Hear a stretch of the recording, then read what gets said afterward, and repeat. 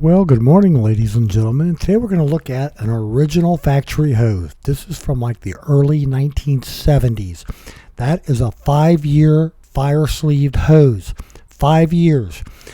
1971, 1976 it expired. Here we are, almost 50 years later. It's pretty brittle, and I'm going to flex it in just a second so you can hear it and see how bad it is, and it does leak.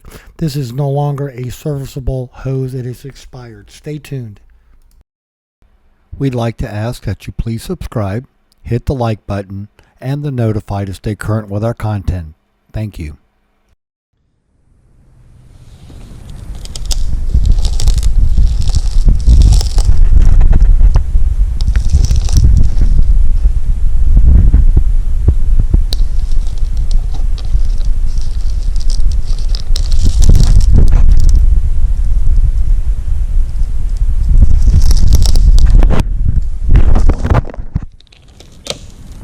So, ladies and gentlemen, that's what a bad hose sounds like. That's what it looks like. If you've got a black hose on your airplane, please get some good ones.